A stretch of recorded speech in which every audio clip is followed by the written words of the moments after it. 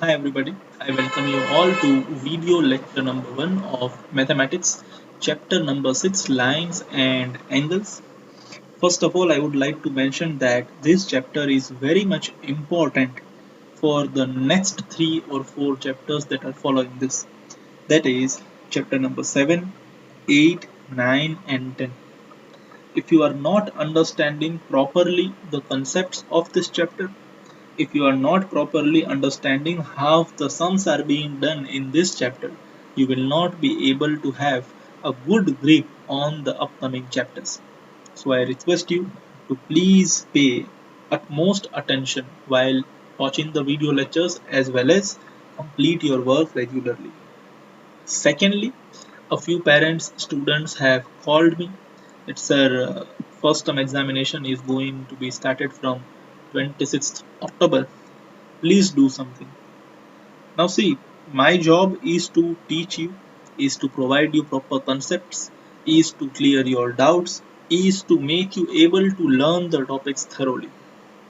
Once I finish that, to revise that is the duty of a particular student. હું અહીંયાથી ગમે તેટલું સારું ભણાવી દઉં બટ જો ઘરે તમે એને રિપીટ નથી કરતા then you are at a loss my dear friends. I cannot force any one of you કે ના ના ભાઈ તું બેસ ને બેસ. તમને પોતાને એ ચિંતા હોવી જોઈએ, right? I can guide you.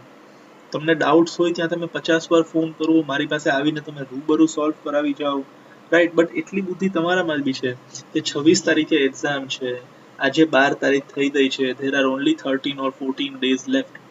હજી તમને ટાઈમ ટેબલ જે સિલેબસ તો પ્રોવાઈડ નથી થયું. મને ખ્યાલ નથી પડતું કયા પ્રમાણે એક્ઝામ લેવાશે, બટ એટલી બુદ્ધિ તો હોવી જોઈએ ને કે હજી સુધીનું જે કાંઈ બી થયું એક્ઝામમાં પૂછાશે.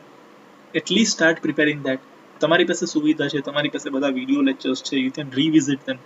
તમે ઇંગ્લિશના ક્વેશ્ચન આન્સર્સ વાંચવાનું ચાલુ કરી દો, રાઈટ? ઓર એલ્સ મારે ફરજિયાત તમને હોમવર્ક આપવું પડશે. પછી શું છે, બધા બે પક્ષ પલટી જાય છે એમ કે સર મારાથી હોમવર્ક પૂરું નથી થતું, મારે સ્કૂલનું નથી જોવાતું, મારે ટ્યુશનનું નથી જોવાતું. આ બધી નાની નાની વસ્તુમાંથી પ્લીઝ બહાર આવો. Please start working hard, right? બીજા એક સારા સમાચાર આપના માટે એ છે કે education department of Gujarat government has announced the syllabus reduction, which you already know because social media નો જમાનો છે, ન્યૂઝ ચેનલ્સ નો જમાનો છે, તો તમને ખબર પડી ગઈ હશે. સો લેફ્ટ સાઇડ જે ટોપિક્સ આપેલા છે they are included in your syllabus. Right side જે ટોપિક આપેલા છે they are excluded from your syllabus. But mind well, આપણે અંધા બની અને જે કંઈ બી એક્સક્લુડ કર્યું છે એ નહીં જ ભણીએ એવું નહીં થાય. જે કોઈ બી ઇમ્પોર્ટન્ટ કન્સેપ્ટ હશે, ટોપિક હશે, થિયરમ હશે કે સમ હશે કે જે ક્યાંક ને ક્યાંક તમારા ફ્યુચર સાથે કનેક્ટેડ છે, જેનું ક્યાંક ને ક્યાંક ફર્ધર સ્ટડીઝમાં ઇમ્પોર્ટન્સ છે, those topics will not be skipped by me. હા, નો ડાઉટ તમે એક્ઝામ માટે માત્ર આની પ્રિપેરેશન કરો. ગવર્મેન્ટે ક્લિયર લખીને આપ્યું છે કે આમાંથી એ કાંઈ એક્ઝામમાં નહીં પૂછે, આમાંથી જ પૂછશે. બટ એનો મિનિંગ એમ નથી કે આપણે આને બિલકુલ જતું કરીએ. હા, જતું કરશું. કેવી વસ્તુ જતું કરશું કે જેનો કોઈ રિલેવન્સ નથી, બટ જે વસ્તુ ઇમ્પોર્ટન્ટ છે અને અહીંયાથી એક્સક્લુડ થયેલી છે આપણે તો ઇન્ક્લુડ કરશું. Fine, let us move ahead. આ ગુજરાતીમાં અમુક લોકોને ખ્યાલ નથી પડતો, so I have translated this into English. Left side there are topics included, right side there are topics excluded, which you can see over here. These all are the topics included, these all are the topics excluded. તો અહીંયા ગવર્મેન્ટે ત્યાં એક્સક્લુડ નથી કર્યું, અમુક સમ એક્સક્લુડ કર્યા છે જે જનરલી એક્ઝામિનેશનમાં ઓછા પૂછાતા હોય છે, એક્ઝામિનેશન પોઈન્ટ ઓફ વ્યૂથી ઓછા ઇમ્પોર્ટન્ટ છે, એ ગવર્મેન્ટે કાઢેલા છે. જેટલું બી ઇમ્પોર્ટન્ટ છે એ રાખેલું છે. So we will follow this. Let us begin with the chapter. So we have to observe some basic terms and definitions. Let us see them one by one. Yes. So the first two things that we have to see are line segment and ray. Right? Let us read what is given in textbook about them. A part of a line with two end points is called a line segment. શું લખેલું છે? Part of a line with two end points is called line segment. બરાબર ને? બહુ simple વસ્તુ છે. માની લ્યો આ લાઈન છે, એની અંદર હું ગમે ત્યાં બે પોઈન્ટ સિલેક્ટ કરી લઉં છું, A and B, and now I remove these portions, right? આને અને આને આપણે રિમૂવ કરી દઈએ like this. So this is what I get. આ જે છે એ મારા માટે શું છે? Line segment AB. This is part of the line, right? With two end points. આને લાઈન સેગમેન્ટ AB કહેવાય, which is indicated like this. Let us now see about ray. This is also a part of a line with one end point, right? Line segment is a part of a line with two endpoints. Ray is a part of a line with only one endpoint, right? It is indicated by ray AB, one-sided arrow, whereas a line is indicated by a two-sided arrow like this. Sometimes small letters L, M, N, etc. will be used to denote lines. ક્યારેક ક્યારેક line ને આપણે પૂરું નામ નહીં આપીએ, આવા કોઈ સિંગલ લેટર થી ડિનોટ કરી આપશું. સમમાં આવશે ત્યારે સમજાવીશ, કોઈ ઇશ્યુ નથી. અત્યારે આપણે સૌથી પહેલા એનિમેશન ની હેલ્પ થી રે સમજી લઈએ. Let us understand what is ray. Right. So again we are having the line. Now I have to select only one endpoint. તો અહીંયા એક point select કરી લો. Now I will remove this. Right.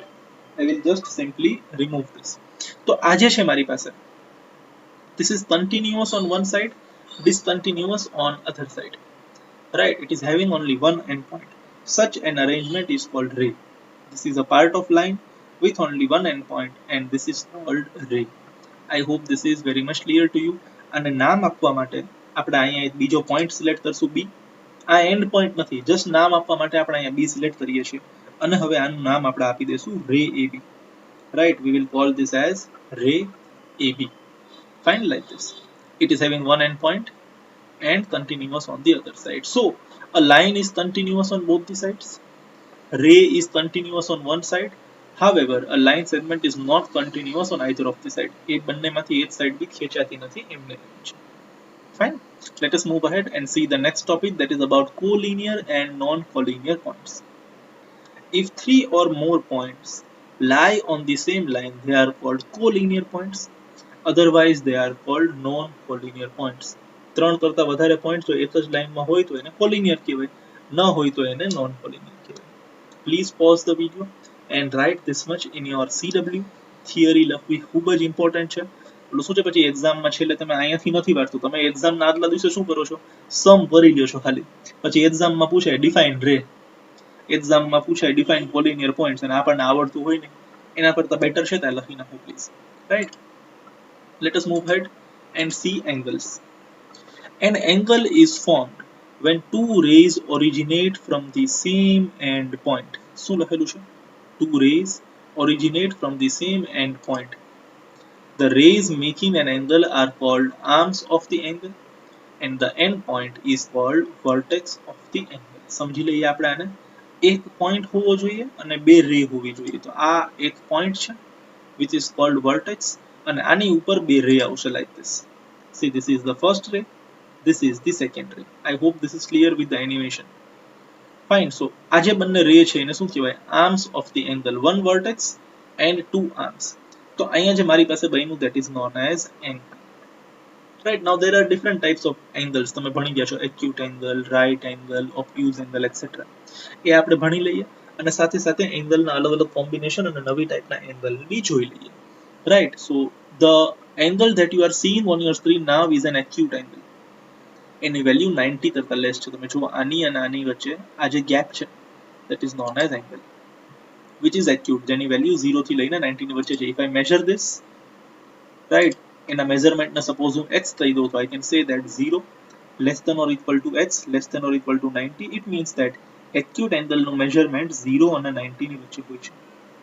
આ એરોને તમે અહીંયા સુવડાવી દો અને સ્લોલી અહીંયા ઊભો રાખી દો, અહીંયા ઊભો રાખી દો. અત્યારે અહીંયા ઊભો છે, અહીંયા સુધી લઈ આવો ને એક્ઝેક્ટ પરપેન્ડિક્યુલર, ત્યાં સુધી એને એક્યુટ એંગલ કહેવાય.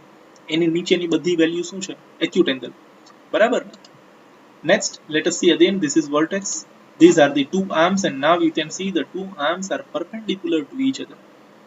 બરાબર ને? પરપેન્ડિક્યુલર છે એકબીજાને. આનાથી ઓછું હોય તો એક્યુટ કહેવાય, એક્ઝેક્ટલી આટલું હોય, એક્ઝેક્ટલી 90 હોય તો that is known as right angle. Here the measurement of this angle x is 90. હવે આ લાઈનને તમે સેટ પાછળ તાણો, પાછળની બાજુ કરો તો એંગલ હજી મોટો થશે. 0 થી લઈને 90, અહીંયા 90 એ પહોંચી ગયા. હવે જો આને આપણે પાછળ એક્સટેન્ડ કરીએ છીએ. The angle is still becoming larger.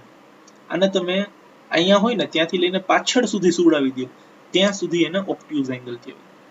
The value of obtuse angle lies between 90 to 180.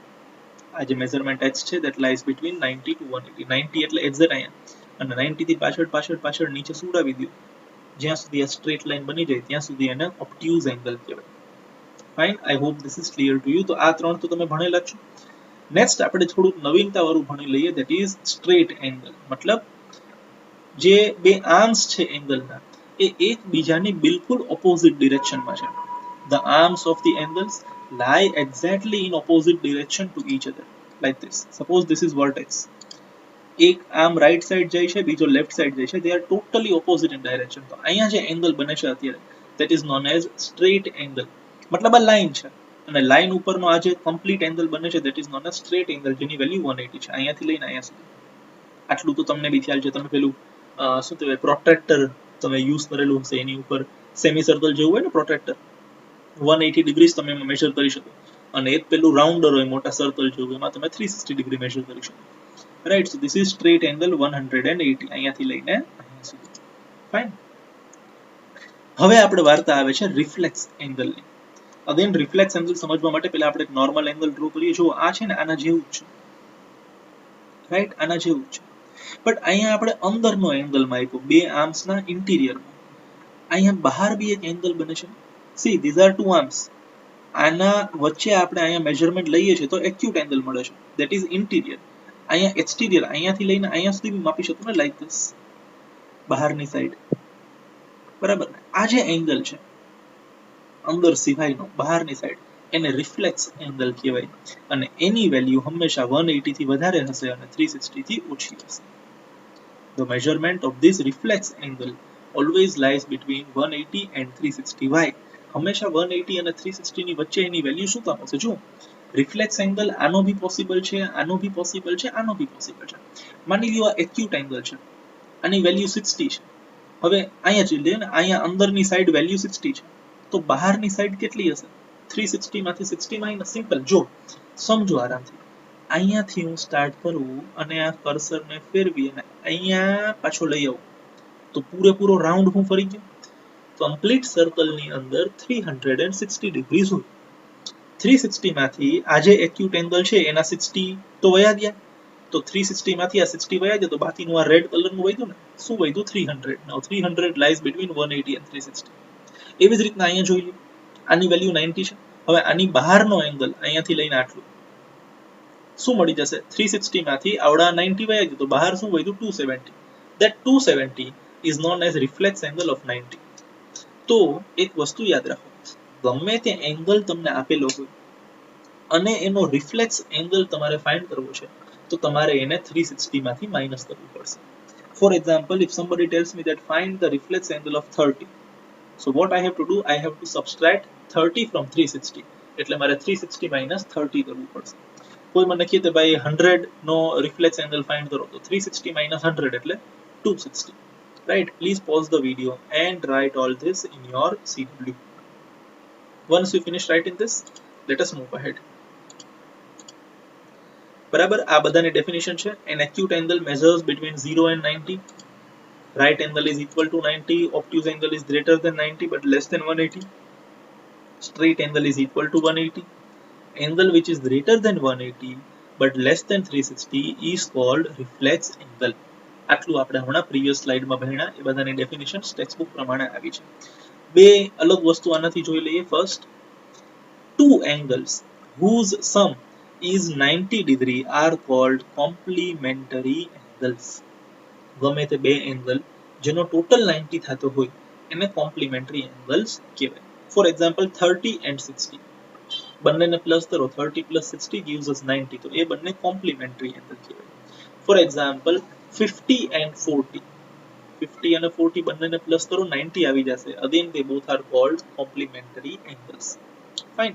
એવી જ રીતના જો આ ટોટલ 90 ની જગ્યાએ 180 લઈએ, two angles whose sum is 180 degree, then they are called supplementary angles. બે એંગલ કે જેનો ટોટલ 180 ડિગ્રીઝ થઈ જાય, બરાબર ને? બે એંગલ કે જેનો ટોટલ 180 ડિગ્રીઝ થઈ જાય તો એને કહેવાય સપ્લિમેન્ટરી એંગલ્સ. રાઈટ? મતલબ 100 અને 80, તો 100 અને 80 બંનેને પ્લસ કરો તો 180, બરાબર ને? સિમ્પલ છે. 150 અને 30 બંનેને પ્લસ કરો તો 180 આવી જાય છે, તો 150 and 30 are called supplementary angles. Please pause the video and write this much down in your CW. Once you finish this, let us move ahead. Now let us understand adjacent angles. હવે સૌથી પહેલા તો એડજેસન્ટ વસ્તુનો meaning સમજી લ્યો. એડજેસન્ટ એટલે બાજુવાળો. તમે જે ઘરમાં રહ્યો છો તમારી બાજુનું ઘર, તો તમારી વચ્ચે કોમન દિવાલ આવશે, બરાબર ને? તમારી દિવાલ ને બાજુવાળા ભાઈની દિવાલ અડીને હશે અથવા તો એ થશે. આ એક કન્સેપ્ટ મગજમાં રાખજો when you are trying to understand adjacent angles, બરાબર ને? adjacent એટલે બાજુવાળો. Let us read this and understand with the help of an animation. Fine. Two angles are adjacent if they have a common vertex, a common arm, and their non-common arms are on different sides of the common arm. હવે સમજવાનું. આટલું પહેલા આપણે એને બે part પાડી લઈએ. શું હોવું જોઈએ એમની પાસે? એક કોમન વર્ટેક્સ હોવો જોઈએ, એક કોમન આર્મ હોવો જોઈએ, right? So this is the common vertex suppose, અને આની ઉપર આપણે એક રે ડ્રો કરીએ which will become the common arm. So they are having a common vertex and a common arm. પછી શું હોવું જોઈએ? their non-common arms, બરાબર ને? their non-common arms are on the different sides of common arm. મતલબ આ common arm છે, આ પહેલા એંગલમાં બી હશે અને બીજા એંગલમાં બી હશે. આના સિવાયના જે બે આર્મ છે એ એક આની રાઈટ સાઈડ હોવો જોઈએ અને બીજો આની લેફ્ટ સાઈડ હોવો જોઈએ, મતલબ ઓન ધી ડિફરન્ટ સાઇડ્સ.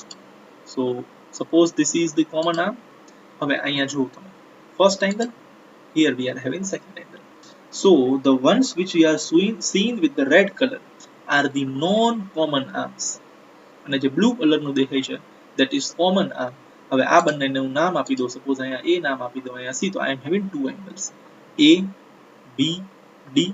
આવડો આ એંગલ અહીંયા D B C, અહીં this angle, બાજુના એંગલ એકબીજાને ટચ થઈને, એક એંગલ અહીંયા હોય ને બીજો એંગલ અહીંયા હોય, વચ્ચે આ કોમન દિવાલ છે, બાજુના એંગલ, એને એડજસન્ટ એંગલ્સ કહેવાય, right? Angle ABD and angle DBC. ABD એટલે આવડું આ, રાઈટ? and DBC એટલે અહીંયા, right? ABD and DBC are adjacent angles, બાજુના angle. Clear? ray BD is their common arm, B is their common vertex, ray BA and ray BC are the non-common arms. When two angles are adjacent, then their sum is always equal to the angle formed by the two non-common arms. મતલબ આ જે બે છે, તમે થોડીક વાર માટે આ બ્લુ કલરની લાઈન વચ્ચેથી ભૂલી જાઓ તો આ પૂરેપૂરો એંગલ બને ને ABC, અહીંયાથી સ્ટાર્ટ કરી અને અહીંયા સુધી, જો આ કોમન આર્મ ન હોય તો. ઇટ મીન્સ ધેટ આ બંને ભેગા થઈ અને એક મોટો એંગલ બનાવે છે ABC. Sum of these both angles is equal to this entire large angle, right? So we can write angle ABC is equal to angle ABD, this one, plus angle DBC, that is this one. આ બંનેને તમે ભેગા કરો, right? તો આપણી પાસે angle ABC મળી જશે. Fine. I hope this is very much clear to you. This one plus this one, when you add both of this we get angle ABC. બે એડજસન્ટ એંગલ પ્લસ કરશો તો ઓવરઓલ તમને મોટો એંગલ મળશે. Fine. એડજસન્ટ angles નો special case સમજી લઈએ, linear pair. if non-common arms BA and BC form a line, મતલબ જો આ BC છે, હવે BA અત્યારે અહીંયા છે, આને જો હું સુડાવી દઉં such that BA અને BC એક સ્ટ્રેટ લાઈન બનાવે તો એને બી એડજસન્ટ એંગલ્સ કહેવાય, બટ એ એડજસન્ટ એંગલ્સ ને આપણે લિનિયર પેર કહીશું. something like this. Suppose this is the common vertex, right? This is the common arm, but એક જે રે છે એ અહીંયા જાય છે ને બીજી રે બિલકુલ એના ઓપોઝિટ ડિરેક્શનમાં જાય છે, like this. તો અહીંયા તો બે જે ઓપોઝિટ રે હતી એ સ્ટ્રેટ લાઈન નથી બનાવતી, બટ અહીંયા જે બે ઓપોઝિટ રે છે એ સ્ટ્રેટ લાઈન બનાવે છે, તો બી અહીંયા જે એંગલ બન્યો ને અહીંયા જે એંગલ બન્યો એને એડજસન્ટ એંગલ કહેવાય, right? these and these both are adjacent angles, but આ એડજસન્ટ એંગલ ને લિનિયર પેર કહેવાય. શું કહેવાય? લિનિયર પેર. પેર એટલે જોડી, બરાબર ને? પણ કેવી? લિનિયર, મતલબ લાઈન ઉપરના બે એંગલ્સ, એક સ્ટ્રેટ લાઈન ઉપર એક કોમન આર્મના લીધે બે એંગલ બને છે, hence they are known as linear pair. આ લિનિયર પેરની એક ખાસિયત છે. અહીંયા તમને જે બે એંગલ છે એના મેઝરમેન્ટ વિશે તમે અત્યારે ત્યાં કહી શકતા નથી, બટ અહીંયા જે બે એંગલ છે એના મેઝરમેન્ટ વિશે તમે ત્યાં કહી શકો છો. What you can say? The total of this both angles is 180. ભાઈ અહીંયા સ્ટ્રેટ લાઈન છે, અહીંયાથી હું ચાલુ કરું અને અહીંયા આવી જાઓ તો આ પૂરેપૂરો જે એંગલ છે અહીંયાથી લઈને અહીંયા સુધી એની વેલ્યુ 180 થાય, સ્ટ્રેટ લાઈન છે એટલે. બટ અત્યારે એ સ્ટ્રેટ લાઈન ઉપરનો જે એંગલ છે એના બે પાર્ટ પડી ગયા, એક આવડું અને એક આવડું, એ બંનેનો ટોટલ 180 થશે, રાઈટ. એક વસ્તુ ફાઇનલ છે, એ બી સી આ સ્ટ્રેટ લાઈન, રાઈટ ને, એ બી સી એટલે આ સ્ટ્રેટ લાઈન, એના બે પાર્ટ પડ્યા, એક પાર્ટ કયો છે એ બી ડી અને બીજો પાર્ટ કયો છે ડી બી સી, કરેક્ટ. હવે એબીસી ની વેલ્યુ કેટલી છે 180, આપણે હમણાં ભણ્યા સ્ટ્રેટ એંગલ ની વેલ્યુ 180 છે, રાઈટ. અને જે બે એંગલ નો ટોટલ 180 થતો હોય એને શું કહેવાય, સપ્લિમેન્ટરી એંગલ્સ. એ બી આપણે હમણાં જોયું, the angles whose sum is 180 are known as supplementary angles. From this we can say that linear pair of angles is supplementary. મતલબ એક લાઈન હોય એની ઉપર જો બે એંગલ આવી રીતના બનતા હોય તો એ adjacent angles ને પહેલા તો linear pair કહેવાય, and linear pair of angles is always supplementary. Please pause the video and write this much in your CW. Fine. Once you finish this, we shall move ahead and learn about vertically opposite angles. ખૂબ જ simple છે. When two lines say AB and CD intersect each other, say at the point O, બે line એકબીજાને intersect કરે છે. Suppose this is first line, right, જેને આપણે નામ આપી દઈએ AB, and we are having another line જેને આપણે નામ આપી દઈએ CD, and they intersect each other at O, like this. By doing this we get two pairs of vertically opposite angles. Pair એટલે જોડી, કેટલી જોડી, બે, તો total angle કેટલા થશે, ચાર એંગલ છે અહીંયા. બબેની જોડીને આપણે vertically opposite angles કહેશું, right, like this. And one pair is angle AOD and angle BOC, right. AOD મતલબ આવડો એંગલ, BOC એટલે એક્ઝેક્ટ એની સામેનો, opposite એટલે સામેવાળો, યાદ રાખી લ્યો. એડજેસન્ટ એટલે બાજુવાળો, ઓપોઝિટ એટલે સામેવાળો, રાઈટ. તો આની સામેવાળો કોણ છે, આ શું નામ છે એનું, BOC.